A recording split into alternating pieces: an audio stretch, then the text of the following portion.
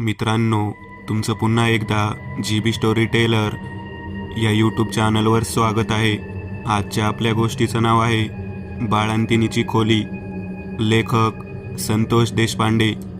पण गोष्ट सुरू करण्याआधी जर कोणी या चॅनलवर पहिल्यांदाच आलेले असाल तर त्यांनी या चॅनलला सबस्क्राईब करायला विसरू नका.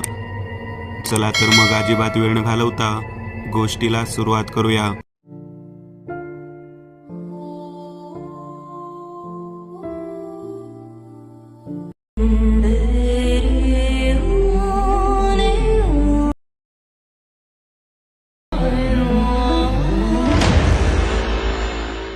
मनोज मीनाला आपल्या सोबत घेऊन दूरवर फिरण्यासाठी गेला होता. शेवटी खेडेगावातच यायचं म्हणून दोघे जण हनीमूनसाठी उटी, म्हैसूर या ठिकाणी गेले होते. बरंच फिरणं झाल्यानंतर बरोबर दीड महिन्यानंतर मीनाला उलट्या होऊ लागल्या. घर अगदी जुनं आणि कोकणातील बांधीव पद्धतीचं होतं. घरावरती कौल होती आणि फळ्या मारून आतमध्ये दुसरा मजला करण्यात आलेला होता. मीना बरोबर लग्न झाल्यानंतर मनोज खूप आनंदित होता. शेवटी काय, विवाह झाल्यानंतर शेवटी गावामध्ये येऊनच संसार करणे हे त्या दोघांच्या नशिबात होतं. कृषी औषधांचे दुकान मनोजने थाटलेले होते. मीना नेहमी त्याच्या मागे पुढे करत असायची. बबू आजीने एकदा मीनाला व्यवस्थित समजावून सांगितलं, या घरामध्ये, या जुन्या घरामध्ये शहरामध्ये जसे वागतात तसे अजिबात नाही वागायचे. जर तू तसे केलेस तर तुला त्रास होईल बघ. तेव्हा आजीला मीना म्हणाली, अहो आजी, काय त्रास होईल बरं? तेव्हा आजी म्हणाली, तुला लवकर नाही समजणार, परंतु मी तुला समजावून सांगते. तुला आवर्जून काही गोष्टी पाळाव्या लागतील. तू जर नाही पाळल्या तर मग तुझं काही खरं नाही. या गावामध्ये एक पद्धत आहे, जर ती पद्धत नाही ऐकली तर बाळंतीणबाई तशीच जाते. तू गरोदर आहेस, तू वाईट वाटून घेऊ नकोस, परंतु चालीरीती या पाळाव्याच लागतात. मीना आजीचे बोलणे ऐकून ती चांगलीच घाबरली होती. ती विचार करू लागली, आपण अगदी व्यवस्थित वागावं म्हणून तर आजी आपल्याला सांगत नाही ना. तिच्या मनात असा विचार आला. ती म्हणाली, हे बघ, या वाड्यामध्ये एक खोली आहे. त्या खोलीच्या आजूबाजूला सुद्धा कधी फिरकायचं नाही. काय कारण आहे? त्यामुळे तुम्ही तसं सांगता.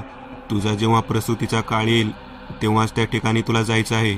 मीना विचार करू लागली, आजी आपल्याला जे काही सांगत आहे, जर त्यानुसार आपण या घरातच राहायचं म्हणलं तर हे भीतीदायकच आहे. त्यामुळे ती आवर्जून मनोजला म्हणाली, या घरामध्ये राहायला नको. आपण वाड्याच्या बाजूलाच असलेल्या दुसऱ्या शेजारच्या वाड्यामध्ये भाड्याने राहू.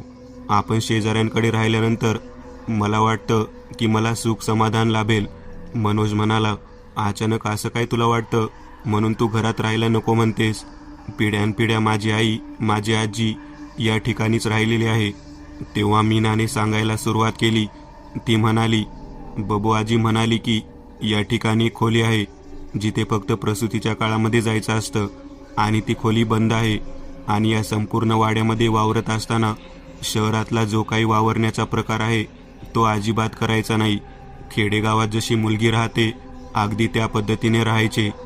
तेव्हा मनोज म्हणाला, मग काय हरकत आहे? आपण खेडेगावात राहायला आहोत म्हणल्यावर त्या पद्धतीनेच राहायला हवं ना. अरे तसं नाही, जर मी तसं नाही राहिले तर मला त्याचा त्रास होऊ शकतो असं ती म्हणत आहे. बबू आजीनं जर असं म्हटलं तर मला नक्कीच त्यामध्ये काहीतरी सत्य वाटत आहे. तेव्हा मनोज म्हणाला, मला ना काहीच वाटत नाही. तेव्हा मीना म्हणाली, अरे तुला वाटून काय उपयोग आहे? त्रास तर मला सहन करावा लागणार आहे ना. काहीतरी चित्रविचित्र प्रकार असतात म्हणे या सर्व गोष्टींमध्ये. गरोदरपणामध्ये जीवन जगत असताना पथ्यपाणी हे तर असतं, शिवाय त्यानंतर हे वागण्याचं सुद्धा लिमिटेशन. मला नाही बाबा आवडत ते.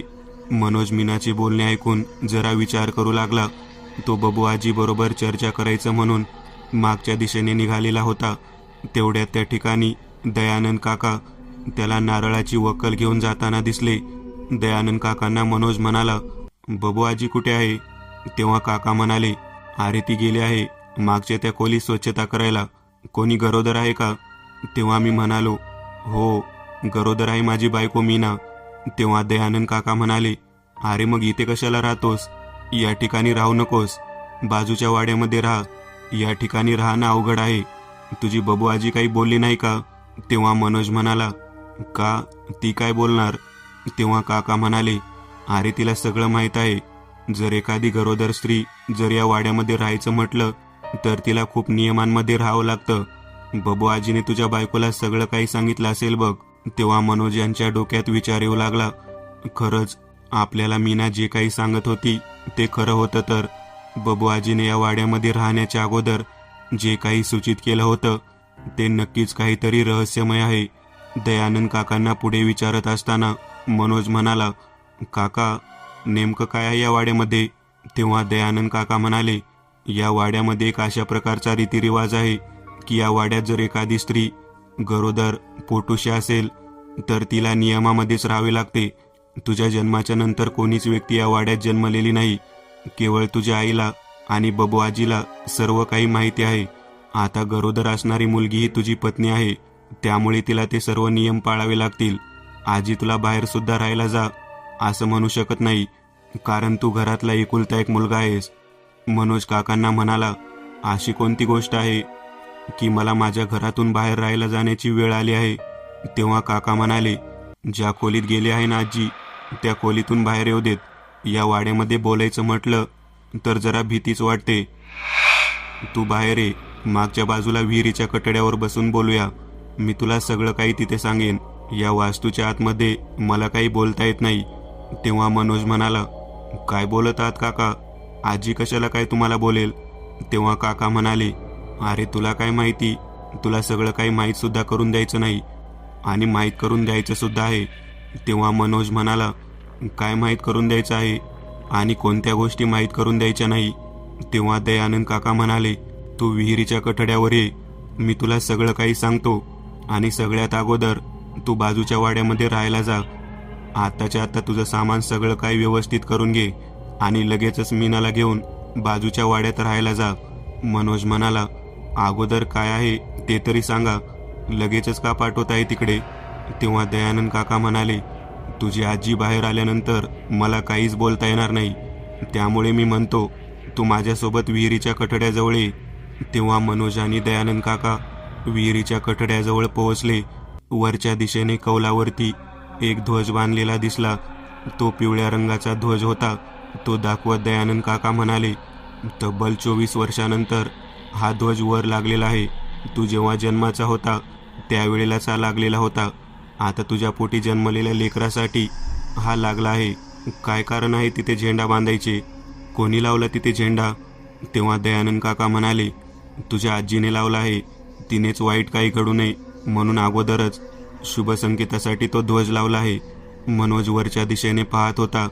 तेव्हा दयानंद काका म्हणाले, हा ध्वज, हा झेंडा लावण्यामागचे कारण तुला सांगतो. तुझ्या घरावरती पूर्वापारपासून एक विचित्र पद्धतीचा रीतिरिवाज सुरू आहे. मग मला कसं काय माहिती नाही? तुझ्या घरातील गरोदर स्त्री जर या वाड्याच्या आत राहिली तर तिला खूप संस्कारित पद्धतीने सर्व काही नियम पाळावे लागतात. जर ते नियम तिने पाळले तर जन्मणारे लेकरू विद्वान आणि कर्तबगार असते. त्याचे आयुष्य शतायुष्य होते. ते 100 वर्ष जगते. आजपर्यंत तुझ्या घरातील कोणताही पुरुष 100 वर्ष पूर्ण केल्याशिवाय मृत्युमुखी पडलेला नाही. तुला माहीत नसल्यास सांगतो, हे तुमच्या घराण्याला मिळालेले एक वरदान आहे. परंतु यामध्ये जर बाळंतीण स्त्रीने कोणता नियम जर मोडला तर मग मात्र ती प्रसूत होण्या अगोदरच गरोदर अवस्थेतच मृत्युमुखी पडते.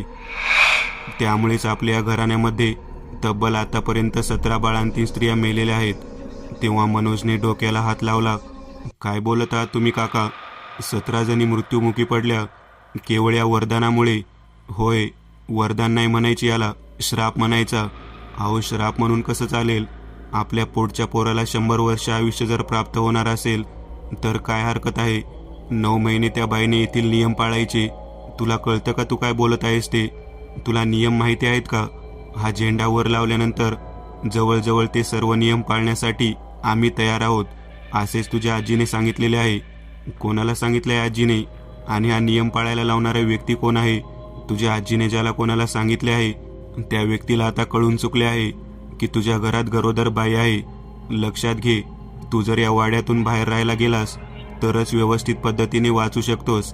नाहीतर मला वाटत नाही की तुझी या घरात तुझी बायको जिवंत राहील म्हणून. काका काय बोलत आहात तुम्ही? तुमची ती सून आहे आणि तुम्ही अशा पद्धतीने बोलता. तेव्हा दयानंद काका म्हणाले, अरे लेकरा, 17 बायका मेलेल्या पाहिल्या आहेत. साध्या सुध्या त्रासाने नाही, भयानक त्रास आहे. हा वाडा म्हणजे साधी गोष्ट नाही. या ठिकाणी एक भयानक शक्ती वास करते. तिचा अंत आजपर्यंत झालेला नाही. तुझी बब्बू आजी जे काही सांगत आहे, जे काही नियम सांगत आहे, ते सर्व पाळावे लागतात. ते नियम बब्बू आजीचे नाहीत, तर ते अतृप्त असणाऱ्या एका आलावंतिनीचे आहेत. आलावंतीन हा काय प्रकार आहे काका? तेव्हा दयानंद काका म्हणाले, बाळणपणामध्ये मृत्युमुखी पडलेल्या बाईला आलावंतीन म्हणतात. तुला माहीत नाही का? नाही माहिती. तुला सगळं काही माहीत होईल, परंतु अगोदर हा वाडा सोड. सगळं खरं आहे, मी वाडा सोडतो, पण आजीला आईला काय कारण सांगू? तुझ्या आईला कळेल. वहिनी तेवढी हुशार आहे, तिच्या लक्षात येईल की याला कोणीतरी माहिती दिली आहे. परंतु एक लक्षात घे, तुझ्या आजीला समजावणं खूप अवघड आहे. ती तुला सहजासहजी बाहेर जाऊ देणार नाही. तुला जरी बाहेर जाऊ दिलं तर तुझ्या बायकोला मात्र अजिबात बाहेर जाऊ देणार नाही. ती शेवटी जुन्या काळातील आहे. तिला वाटणारच की आपल्या लेकराच्या पोटी जन्माला येणारं जे अपत्य आहे ते 100 वर्ष जगायला हवं. मनोज दयानंद काकाकडे पाहत म्हणाला, मला सगळी काही माहिती तुम्ही सांगू शकाल का? मी सांगतो तेवढं अगोदर कर. तुझ्या बायकोला तिने संध्याकाळ व्हायच्या आत या घरातून बाहेर घेऊन जा. मनोजने लगेचच मीनाकडे जायला सुरुवात केली. तू म्हणते त्या पद्धतीने आपण बाजूच्या वाड्यामध्ये राहायला जाऊ. तुझे सर्व सामान आवरून घे. मीना तिच्या खोलीमध्ये सर्व सामान आवरून घेण्याच्या दृष्टिकोनातून लगबगीने गेली. स्वतःचे कपडे सर्व सामान आवरून घेऊन पलीकडच्या बाजूला असलेल्या वाड्याच्या आतमध्ये राहण्यासाठी निघालेला होता. त्याच्या डोक्यामध्ये एकच विचार घुमत होता की आपलं लेकरू 100 वर्ष जमायचं किंवा जगायचं असेल तर या वाड्यात राहिलेलं योग्य असेल. आपल्या बायकोला केवळ 8-9 महिने त्रास सहन करायचा आहे, परंतु त्यानंतर आपलं जे लेकरू जन्मेल ते शतायुष्य होणार. त्याच्या डोक्यात सारखा तेच विचार सुरू होता. परंतु त्याचबरोबर दयानंद काकांनी सांगितलेली गोष्टसुद्धा त्याच्या डोक्यामध्ये सारखं घर करून होती. 17 बायकांचा जीव घेतलेलं हे घर आहे. आपण विषयाची परीक्षा घ्यायला नको. त्याने लगेचच आपल्या बायकोला म्हणजे मीनाला बोलावले आणि लगेचच खोली बदलण्याच्या दृष्टिकोनातून स्वतःच्या आईला विचारले, अचानक तू का खोलीबद्दल बोलत आहेस? बबू आजी काय बोलते ते तुला माहीत आहे ना? आजी जे बोलत आहे ते सगळं तुझ्या भल्यासाठी सांगत आहे. तुझ्या पोटी जे जन्माला येईल त्याच्या भल्यासाठी चालू आहे. सुनबाईला काही त्रास होणार नाही. मी सर्व नियम पाळू शकेल असे मला वाटते. तू अजिबात घाबरून जाऊ नकोस आणि घराच्या बाहेर जाण्याचे धाडस तर अजिबात करू नकोस. आई, मी तर बऱ्याच जणांकडून वेगवेगळ्या गोष्टी ऐकलेल्या आहेत. अरे शेवटी आपली आजी आपलं कधी वाईट करेल का? नाही करणार वाईट. परंतु एक लक्षात घे ना, जर माझ्या बायकोला ते सर्व काही पाळता नाही आलं तर तिच्या जीवावर बेतू शकतं ना, म्हणून म्हणतोय मी. तेव्हा आई म्हणाली, तू जर घराच्या बाहेर निघून गेलास आणि तुझा मुलगा अल्पायुष्य झालं तर किती अवघड होईल तुला कळत नाही का? दीर्घायुष्य होण्याच्या दृष्टिकोनातून केवळ 8 महिने तरी हे सर्व काही पाळावे लागणार आहे. तुझ्या बायकोला दिवस जाऊन 1 महिना झालेला आहे. आता इथून पुढे जे नियम आहेत ते पाळावेच लागतील, कारण झेंडा वरती लावलेला आहे. तेव्हा मनोज म्हणाला, नेमकं काय घडतं या काळामध्ये? तुम्हाला काही सांगितलं नाही. आतापर्यंत 17 जणांचा जीव गेला आहे असं मला दयानंद काका म्हणाले. तेव्हा मनोजची आई बोलू लागली, पोरा, या बाबतीमध्ये सगळी माहिती बब्बू आजीलाच आहे. परंतु मला एवढं माहीत आहे की ज्या बायकांनी नियम पाळले नाहीत त्यांना त्रास झाला आणि त्या त्यामध्येच गेल्या. ज्यांनी नियम पाळले त्यांची मुलं शतायुष्य झालेली आहेत. तू म्हणतेस म्हणून मी माझ्या बायकोला या ठिकाणी ठेवायला तयार आहे, परंतु तिच्या जीवाला जर काही बरं वाईट झालं तर मी माझा स्वतःचा जीव देईन. लक्षात ठेव, आपल्या घरी आलेल्या दुसऱ्या घरच्या मुलीचा विचार आपण करायला नको का? जे मूल अजून जन्माला आले नाही त्याच्या 100 वर्ष आयुष्य जगण्याच्या दृष्टिकोनातून आपण विचार करायचा, आणि जी मुलगी आपल्यासोबत आयुष्य घालवत आहे तिला नियमांच्या जाळ्यामध्ये अडकवून टांगती तलवार ठेवायची. तेवढ्यात मीना जे कपडे आवरत होती तेथून ती ओरडू लागली, मनोज, धावते धावते, हे बघ इथं काय चाललं आहे? अचानक मीनाचा आवाज ऐकल्यानंतर मनोज व त्याची आई दोघेही जणी तिच्या खोलीच्या दिशेने धावत निघाल्या. ते दोघेही जण त्या खोलीच्या बाहेरच्या बाजूला जाऊन पोहोचले होते. आतमधून दरवाजा बंद केलेल्या अवस्थेमध्ये मीना पलंगावर उभा राहून ओरडत होती, ते बघ खिडकीमध्ये कोण आहे, उलट्या दिशेने वरच्या बाजूने जाताना दिसत आहे. तेव्हा मनोज घाबरलेला होता, कारण तिन्ही संध्याकाळ झालेली होती. दयानंद काकांनी सांगितलेल्या पद्धतीने त्या ठिकाणी जी अतृप्त शक्ती होती ती कदाचित काम करू लागलेली होती. मनोज आपल्या आईला म्हणाला, आई बघ, तू म्हणतेस इथे राहायला हवं, परंतु हे काय चाललं आहे ते तरी बघ. अरे ती आपली पूर्वजच आहेत. तुझ्या बायकोची काळजी घेण्यासाठी तिच्या खोलीतून बाहेर आलेली आहे. तुला कळत नाही का? तिच्या केवळ पोटावरून हात फिरवलेल्या स्पर्शानेच आपल्या घराण्यातील प्रत्येक मुलगा हा 100 वर्ष जगणारा जन्मलेला आहे. अगं आई, तू हे काय बोलत आहेस? तेव्हा मनोजची आई म्हणाली, अरे होय लेकरा, मी ते सांगत आहे. बबू आजी ज्या खोलीमध्ये गेली त्या खोलीमध्येच ही राहते. तिच्यामुळेच तर हे सर्व काही चालू आहे. ती प्रेमाने आपल्या घराण्यातील गरोदर असलेल्या पोरीबाळींना आशीर्वाद देते, त्यांच्या पोटावरून हात फिरवते. तुला काय वाटलं, उगाचच लोक काय मग 100 वर्ष जगतात का? कोणत्या ना कोणत्या प्रेताचा, पिशाच्याचा आशीर्वाद असू नये हे सुद्धा गरजेचं आहे. त्यामुळेच तर हे सर्व काही घडत आहे. मनोज आपल्या आईकडे पाहत म्हणाला, म्हणजे तू जेव्हा गरोदर होतीस तेव्हा याच बाईने पोटावरून हात फिरवला होता का? तेव्हा मनोजची आई म्हणाली, हो, मी सर्व नियम सुद्धा पाळले होते, परंतु माझ्या चुलत जाऊने ते नियम पाळले नाहीत आणि तिच्या बाबतीमध्ये खूप भयानक घटना घडली. मनोज खोलीचा दरवाजा उघडायला सांगून मीनाला बाहेर घेऊन जाण्यासाठी तयार झालेला होता. मीनाने खोलीचा दरवाजा उघडला. मोठी बॅग आणि साहित्य सोबत घेऊन तेथून बाहेर पडायचे ठरवले. तेव्हा मनोजच्या समोर बबू आजी येऊन उभी राहिली. ती म्हणाली, लेकरांनो, झेंडा लावल्यानंतर बाहेर पडता येणार नाही. तुला वाटतं ना तुझ्या पोटचं मूल भरपूर दिवस जगावं म्हणून? बोल गई मीने, मी तुला काय म्हटलं होतं, तुला कळत नाही का? तेव्हा मीना ततपप करू लागली. तिच्या बोलण्याकडे पाहत बबू आजी म्हणाली, कोणीही बाहेर जायचं नाही. या घराच्या, या वाड्याच्या बाहेर जर तुम्ही आता गेलात तर जन्मणारे लेकरू जास्त काळ जगणार नाही, लक्षात ठेवा. तेव्हा मनोज आजीकडे पाहत म्हणाला, मला या सर्व गोष्टी तुम्ही अगोदर सांगायला हव्या होत्या. तेवढ्यात मागच्या बाजूला असलेल्या खिडकीतून गज बाजूला सारत एक भयानक बाई, जी काष्टा घातलेली होती, मोठं कुंकू लावलेली होती, ती खिडकीच्या आतमध्ये आली. तिचा आवाज, तिचा दरारा पाहून घरामधल्या सर्व स्त्रिया भिंतीला टेकून उभा राहून तिला नमस्कार करू लागल्या. मनोज इतका घाबरला होता की त्याला काय उत्तर द्यावे कळत नव्हते. तो भयभीत झाला. तो सुद्धा भिंतीला टेकून उभा राहिला आणि त्या बाईकडे पाहू लागला. ती एक विचित्र दिसणारी स्त्री होती. तिने बबूला हाक मारली. ती म्हणाली, ए बबे, सटवे, समोर येऊन उभा राहा. माझ्या घरामध्ये पोटूशी बाई आहे आणि मला अजूनपर्यंत सांगितलं नाहीस तू. तेव्हा बबू आजी त्या म्हाताऱ्या बाईकडे पाहत म्हणाली, अहो मामी, मी सांगायलाच आले होते, परंतु पोरं ऐकायला तयार नाहीत. तुम्ही काही काळजी करू नका, हळद आणि तेल तुम्हाला पोहोचवते. तुम्ही गरोदर बाईच्या पोटावरून तेल आणि हळद लावायला सुरुवात करा. तुम्ही सुनबाईच्या खोलीमध्ये बसा, मी त्या ठिकाणी तिला पाठवते. आता मात्र मनोजला काय करावे कळेना. मनोज घाबरलेला होता. तो म्हणाला, आजी, या भयानक बाईला माझ्या बायकोसमोर बसवतेस, तिचा जीव जाईल. माझे लेकरू जन्मायच्या अगोदर त्याची आई मृत्युमुखी पडेल. असं काही करू नकोस. तेव्हा बबू आजी म्हणाली, अरे मूर्ख माणसा, जर तिच्या समोर नाही बसवलं तर ती फुकट मरून जाईल. आईचे हे बोलणं ऐकल्यानंतर मी घाबरून गेलो होतो. मला काय करावे ते कळेना. मग मी निर्णय घेतला, आपण घरामध्येच राहायचं. आईने सांगितलेल्या गोष्टीला आपण आनंदाने स्वीकारायचं. मी त्या दृष्टिकोनातून माझ्या पत्नीला घरामध्ये थांबण्याच्या दृष्टिकोनातून बोलू लागलो, परंतु ती काही केल्या तयार होत नव्हती. शेवटी मी तिला आश्वासन दिलं की मी तुझ्यासोबत आहे आणि संध्याकाळ झाल्यानंतर आम्ही त्या ठिकाणीच मुक्कामाला थांबलो. रात्रीच्या वेळी एक भयानक पद्धतीचा वावर मला घरामध्ये जाणवत होता. आजीने जी खोली उघडलेली होती तिच्या आजूबाजूनेच ती भयानक स्त्री माझ्या बायकोच्या आजूबाजूला फिरत आहे असे मला जाणवत होते.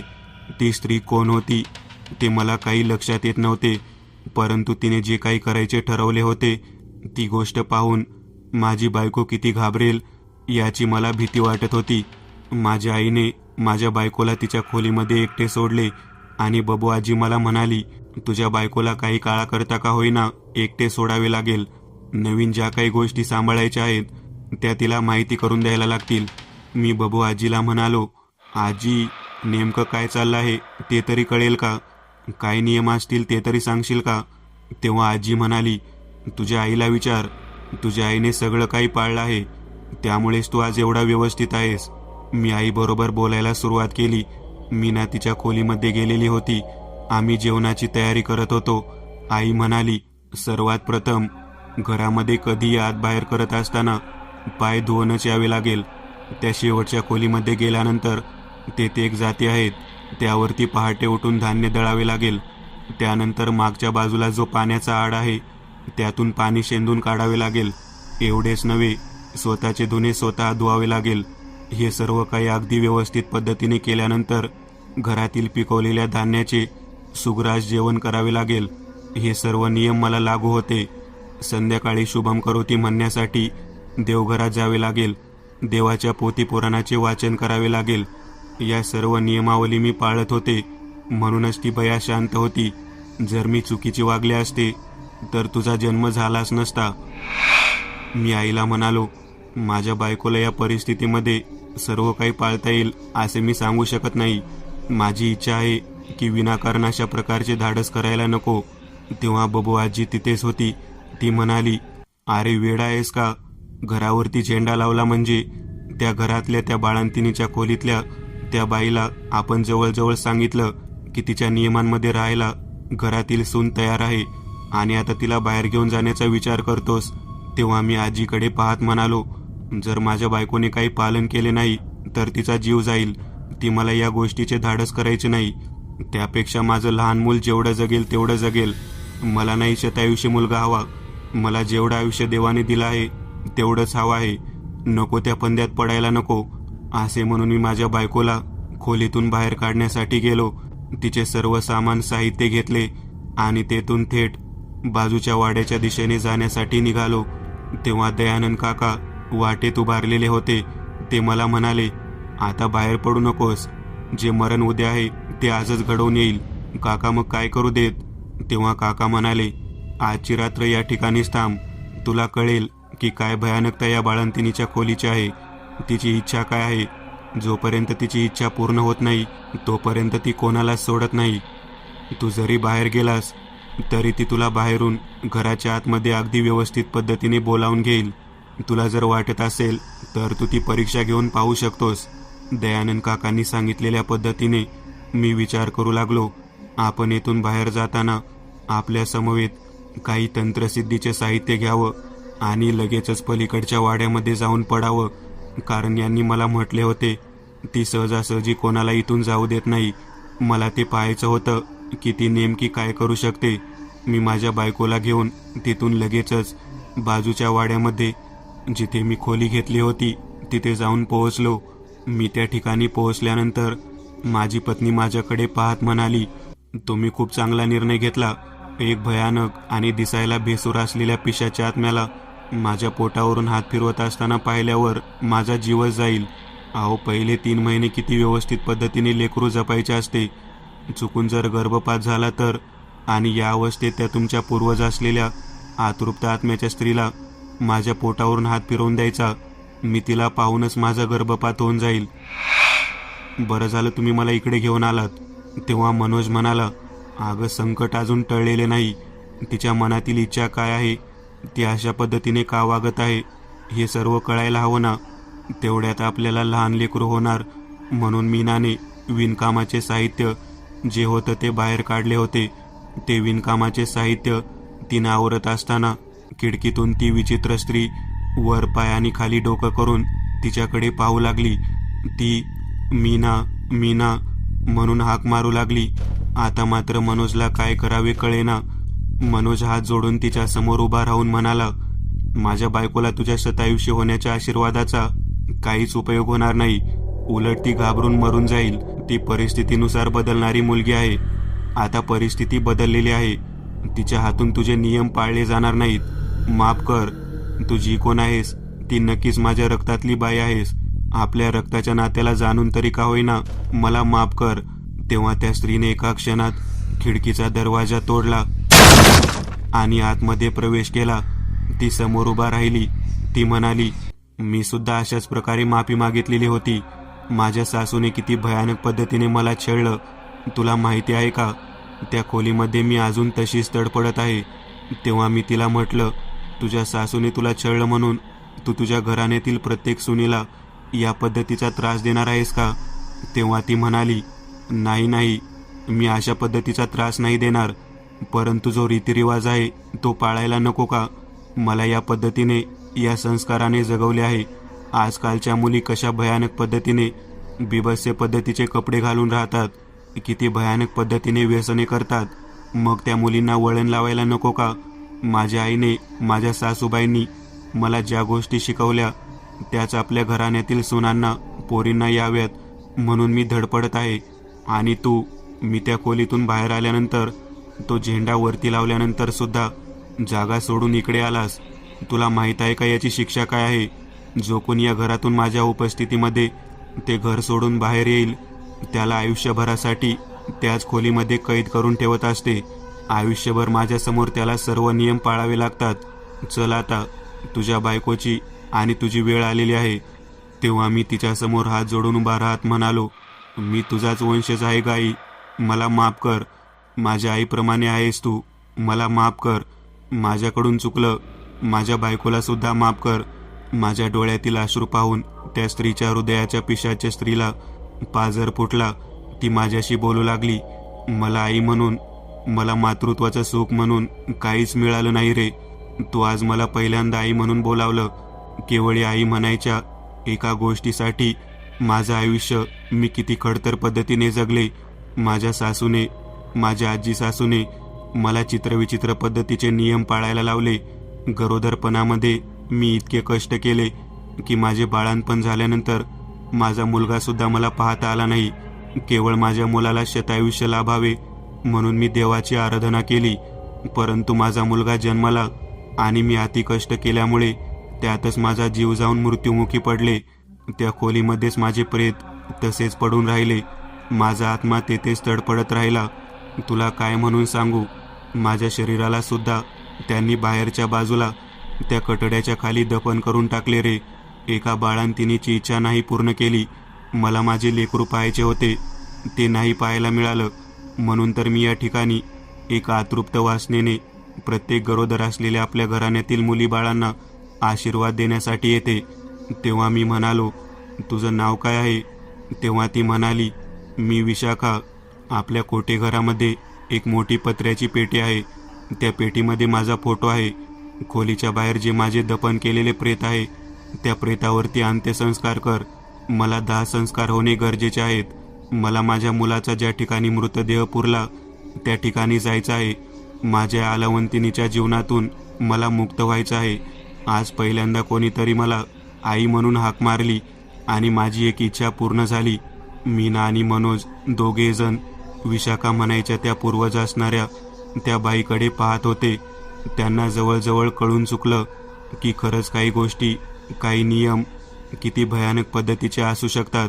जास्त कष्ट केल्यामुळे सुद्धा गरोदरपणातील बाई बाळांपणामध्ये मृत्युमुखी पडू शकते आणि यातूनच आपण काहीतरी शिकले पाहिजे असे समजून मीना त्या बाईच्या पाया पडली आणि मनोजसुद्धा तिच्या पाया पडला. तेथून ते दोघेजण लगेचच वाड्याच्या आतमध्ये गेले.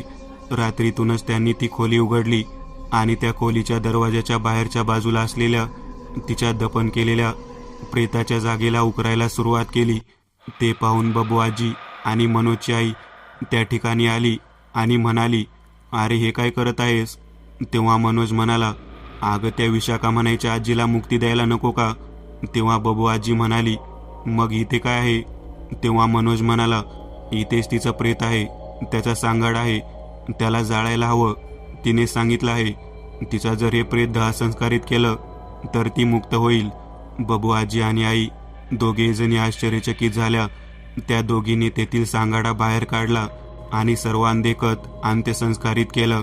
बाळंतिणीची खोली एका पवित्र आत्म्यामध्ये परावर्तित होऊन त्या भयानक कालावंतिनीच्या श्रापातून मुक्त झाली. मी एक नवीन चॅनल ओपन करत आहे. त्यावर तुम्हाला ॲनिमेटेड हॉरर स्टोरीज पाहायला मिळतील. त्या चॅनलची लिंक या व्हिडिओच्या डिस्क्रिप्शन मध्ये दिलेली आहे. चॅनलला सबस्क्राईब करायला विसरू नका. मित्रांनो, आज पुरतं एवढंच. तुम्हाला जर काही गोष्ट आवडली असेल तर नक्की लाईक करा. तुमच्यापैकी बरेचसे जण व्हिडिओ लाईक न करताच पळून जातात, पण हा जर व्हिडिओ तुम्ही लाईक केला तर मला जरा बरं वाटेल आणि असेच भारी भारी व्हिडिओ बनवायची माझ्यात एनर्जी येईल. त्यामुळे नक्की लाईक करा आणि अजूनही कोणी या चॅनलला सबस्क्राईब केलेलं नसाल तर लगेच सबस्क्राईब करून टाका आणि बाजूची घंटी ती मात्र दाबायला विसरू नका. देवाची घंटी आहे ती. चला तर मग पुन्हा भेटूया अशीच एक आगळी वेगळी गोष्ट घेऊन पुढच्या